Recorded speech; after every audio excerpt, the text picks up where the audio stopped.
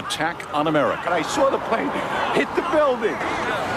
And a nightmare unfolds. It's got to be a terrorist attack. In New York, hijacked planes slam into the World Trade Center. Move out of the way! Let's go! Hey, come on! And the Twin Towers crumble.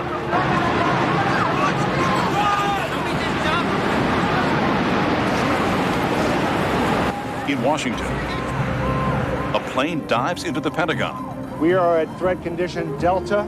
That is the highest condition that we can go to. And near Pittsburgh. Witnesses reported seeing the large passenger plane take a nosedive. Still another plane crashes. Some 44 people on board, all believed dead. A country is outraged. The world is stunned. Make no mistake, the United States will hunt down and punish those responsible for these cowardly acts. Who is behind it? What happens next? The deadliest attack ever to strike America.